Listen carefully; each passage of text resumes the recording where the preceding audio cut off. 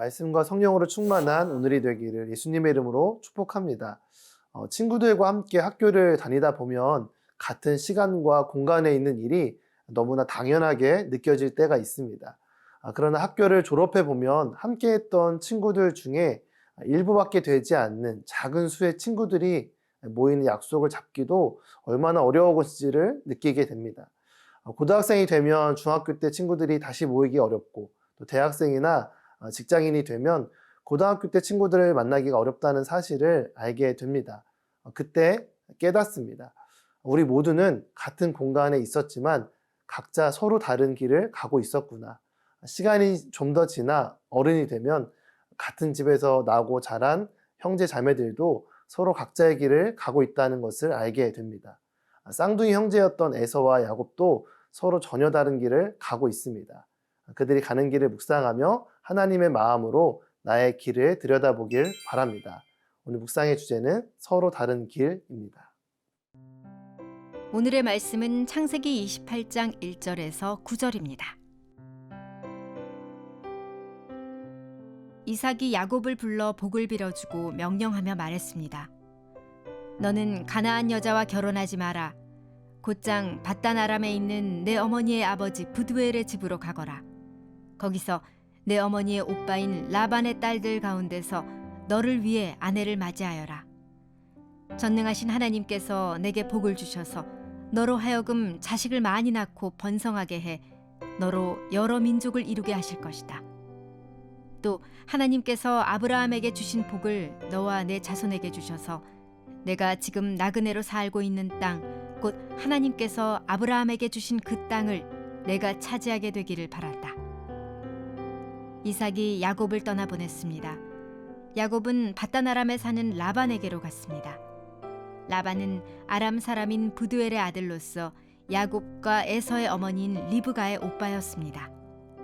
에서는 이삭이 야곱을 축복해 밧단 아람으로 보내 그곳에서 아내를 얻게 한 것과 이삭이 야곱을 축복하면서 가나안 여자와 결혼하지 마라 하고 명령한 것과 야곱이 부모에게 순종해 밧단 아람으로 간 것을 알게 됐습니다. 또한 에서는 자기 아버지 이삭이 가나안 여자들을 못마땅하게 생각하는 것을 알아차렸습니다. 그래서 그는 이미 아내들이 있는데도 불구하고 아브라함의 아들 이스마엘에게 가서 그의 딸 마할락과 결혼했습니다. 그녀는 느바요의 누이였습니다. 이삭은 아브라함과 함께 하셨던 전능하신 하나님께서 야곱과 함께 하시고 복 주셔서 큰 일을 하실 것을 기대하며 축복합니다. 야곱이 받은 복의 내용은 하나님께서 아브라함에게 약속하신 축복과 동일합니다. 많은 자녀를 주어 큰 민족을 이루고 지금은 나그네로 살고 있는 가나안 땅을 차지하게 되리라는 축복입니다. 이 일을 위해 야곱이 지켜야 할 부분이 있습니다. 1절과 2절 말씀입니다. 이삭이 야곱을 불러 복을 빌어주고 명령하며 말했습니다. 너는 가나안 여자와 결혼하지 마라. 곧장 밧단 아람에 있는 내 어머니의 아버지 부두엘의 집으로 가거라. 거기서 내 어머니의 오빠인 라반의 딸들 가운데서 너를 위해 아내를 맞이하여라.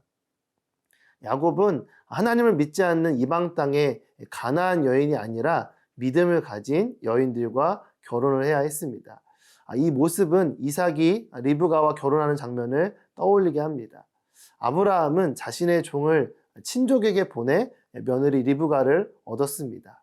이러한 결혼의 모습은 특정한 혈통끼리 결혼 관계를 유지하는 것이라기보다 하나님과의 언약을 지키기 위해서 세상과는 구별된 거룩을 위한 절제의 모습으로 보아야 합니다. 믿음과 신앙의 본질은 외적인 화려한 표현보다 내적인 순전함을 지키는 것입니다. 야곱을 떠난 이삭은 곧장 그 말씀을 따라 외삼촌 라반에게로 갑니다. 이 결혼과 같이 인생의 중요한 일에 있어 하나님의 말씀에 순종하기 위해서는 반복되는 일상 속의 작은 부분부터 하나님 앞에 나아가 그 뜻을 묻고 따르는 훈련이 필요함을 기억해야 합니다. 나는 오늘 하나님 앞에 나아가 어떤 질문을 해야 할까요?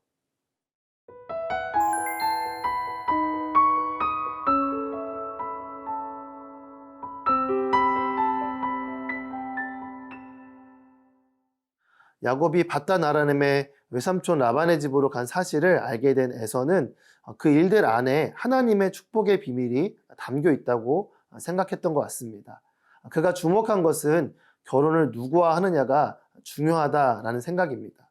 아버지 이삭이 야곱에게 가나안 여인과의 결혼을 금지하고 외삼촌 라반의 집안과 결혼하라고 한 말에 주목한 것입니다. 같은 말을 들었지만 에서는 야곱과는 전혀 다른 길로 나아갑니다.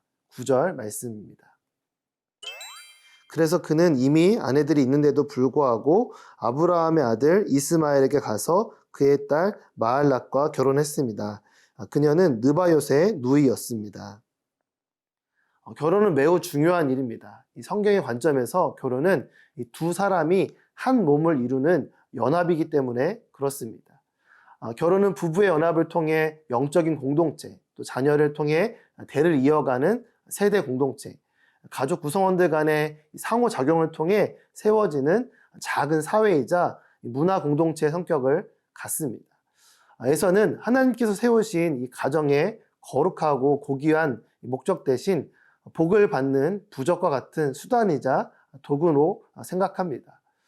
그래서 이미 햇사람의 부에리의 딸 유딕과 엘론의 딸 바스맛이라는 두 명의 아내들이 있음에도 불구하고 자신의 이복 형제인 이스마엘의 딸 마할락과 또다시 결혼합니다. 아내를 여러 명 두는 것을 기뻐하시지 않는 하나님의 마음을 전혀 읽지 못하고 오히려 더 어리석은 길로 엇나가는 것을 보게 됩니다. 세상의 다양한 이론과 방법론을 아는 것보다 여호와 하나님을 경외하는 것이 지혜의 근본임을 기억하고 인정하는 삶을 살기 바랍니다.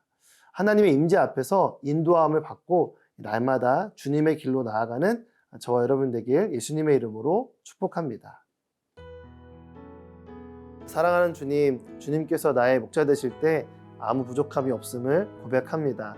오늘 나의 길을 주님께 의탁합니다. 내 영혼을 소생시켜 주시고 의의 길로 인도해 주세요. 예수님의 이름으로 기도드립니다. 아멘.